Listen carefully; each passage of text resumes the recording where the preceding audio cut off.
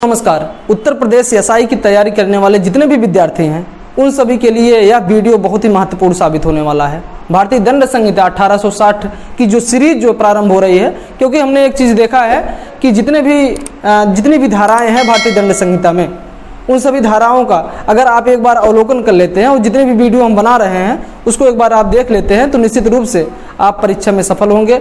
हमारी शुभकामना भी आपके साथ है और साथ ही साथ अगर आप इस वीडियो का अवलोकन करते हैं, जितनी भी श्रृंखला है उन सभी का अवलोकन करेंगे तो निश्चित रूप से आपको लाभ होगा। हम आज की वीडियो प्रारंभ करते हैं। सबसे पहले हम आपको बताते हैं कि जो हमारा एक सीरीज चल रहा है 463 से जो है प्रारंभ हुआ था, 65 तक हमने चर्चा किया था। आज हम बात करेंगे आईपीसी की धारा 466 के संबंध में। इसके पहले हम आपको बताएं कि एक फिल्म आप लोगों ने देखी होगी, जाली एलएलबी, अक्षय कुमार की फिल्म है। बहुत ही मज़ेदार फिल्म है। फिल्म में एक दृश्य आता है, उस दृश्य में होता यह है कि एक व्यक्ति जो है जीवित रहता है, लेकिन फर्जी तरीके से उसका मृत्यु प्रमाण पत्र बन जाता है और वह जहाँ भी जाता है उसे साबित करना पड़ता है कि वह जीवित है। अदालत में जाता है जहाँ पर उसको इनकार कर दिया जाता है और लास्ट में अक्षय कुमार की मदद से उसका एफआईआर लॉन्च हो जाता है, उसके ऊपर एफआईआर लॉन्च हो जाता है तो उसको एक एविडेंस मिल जाता है, एक साक्ष्य मिल जाता है कि नहीं वह जिंदा है, क्योंकि जिंदा ही आदमी के ऊपर एफआईआर लॉन्च हो सकती है। तो हमारा मतलब ये है आज हम बताने चल रहे हैं फार्जरी के संबंध में, जालसाजी के संबंध में, कूट रचना से जो अपराध किए जाते हैं उसके संबंध में हम चर्चा कर रहे हैं। आईपीसी की धारा 466 बताती है कि अगर कोई व्यक्ति किसी सरकारी दस्तावेज में या सरकारी कार्यालय में, न्यायालयीय अभिलेख में अगर किसी प्रकार की कूट रचना करता है या उसको लेकर के उसमें कोई संशोधन करता है तो उसे बहुत ही गंभीर अपराध माना गया है।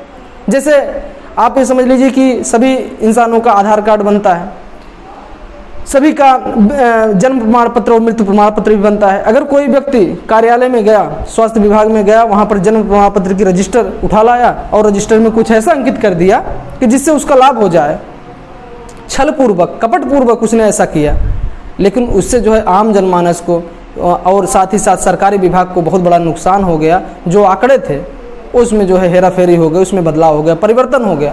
तो निश्चित रूप से यह जो है एक बहुत बड़ा अपराध है। आईपीसी की धारा 466 का अपराध करने पर है तो उसके लिए 7 साल तक की सजा और जुर्माने का प्रावधान आईपीसी की धारा में किया गया है। हम अगली धारा में चलते हैं, आईपीसी की धारा 467 में, 467 में। अक्सर एफआईआर के कागज़ पर आप देखते होंगे जहाँ चोरी का मामला होता है वहाँ पर ये धाराएँ जो है बहुत ही अमूमन जो है दर्ज की जाती हैं। कोई व्यक्ति चोरी करता है, एक उदाहरण से हम इसको समझते हैं। सबसे पहले हम इसकी परिभाषा को समझ लेते हैं कि मूल्यवान प्रतिभूति में अगर कोई परिवर्तन करता है।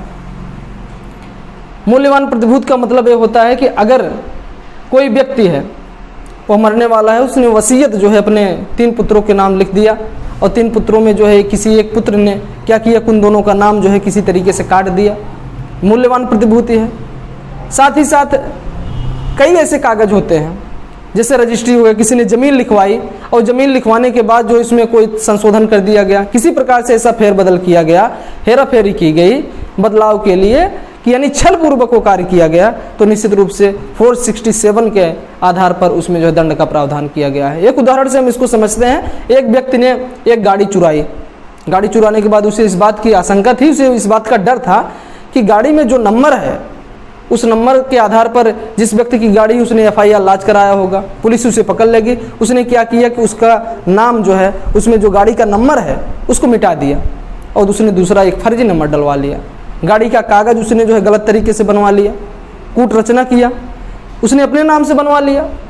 फिर उसके बाद जो है गाड़ी से चलने लगा। फिर बीच में किसी पुलिस ने जो है इसको पकड़ा तो उसने जो अपराध किया है, पुलिस ने देखा कि जो है तो गाड़ी चोरी की गाड़ी है, तो उसके साथ चोरी का अपराध तो साबित हो रहा है। चोरी का अपराध तो उसके ऊपर लगेगा ही, उसकी धारा तो लगेगी ही। आईपीसी की धारा 467 भी इसके साथ साथ लागू होगी, 467 की भी लागू होगी। मूल्यवान प्रतिभूति में फेरबदल करके उसका लाभ प्राप्त करने की कोशिश कर रहा है, तो इसलिए बहुत ही महत्वपूर्ण धारा है। अक्सर चोरी की जो घटनाएं होती हैं उसमें 467 और 468 जो है लगाई जाती है और इसमें 467 में 10 साल तक की सज़ा है। मामला तो हालांकि असंज्ञेय है लेकिन गैर जमानती है, पुलिस बिना मजिस्ट्रेट की अनुमति की गिरफ्तार नहीं कर सकती है, लेकिन फिर भी अगर गिरफ्तारी अगर हो गई तो निश्चित रूप से इसमें बेल मिलना बहुत ही मुश्किल हो जाता है। हम अगली धारा में चलते हैं, आईपीसी की धारा 468 की तरफ। 468 की तरफ। यह धारा यह बताती है कि छलपूर्वक धोखे से कोई व्यक्ति अगर किसी डॉक्यूमेंट में, किसी अभिलेख में बदलाव करता है, जैसे सामान्य रूप से अगर कोई व्यक्ति अपने निजी फायदे के लिए, उसकी उम्र 40 साल है और किसी लड़की से शादी करना चाह रहा है, तो अपनी मार्कशीट में बदलाव कर लिया और दिखा दिया कि हम 30 साल के हैं, या अपनी मार्कशीट में या फिर आधार कार्ड में उसने चेंजिंग कर लिया, बदलाव कर लिया और ये बता दिया कि हम तो भाई 30 साल के हैं, और उस लड़की ने उससे आकर शादी कर लिया, तो उसने धोखा दिया। धोखा देने का मतलब यह है कि उसने अपने निजी फायदे के लिए, खुद की शादी करने के लिए उसने एक गलती किया, जिसको 468 में परिभाषित किया गया है और इसके लिए 7 साल तक की सज़ा का प्रावधान किया गया है।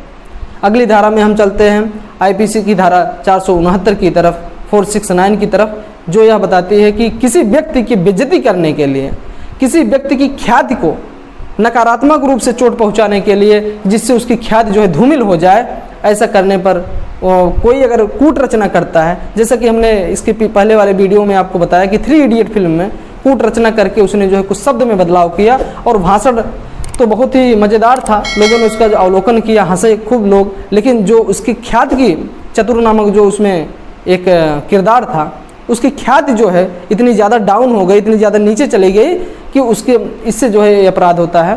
तो अगर किसी की ख्याति नष्ट हो रही है, उसका ख्याति पर जो है नुकसान पहुंच रहा है, तो आईपीसी की धारा 469 लगती है, जिसमें 3 साल तक की सज़ा और जुर्माने का प्रावधान किया गया है।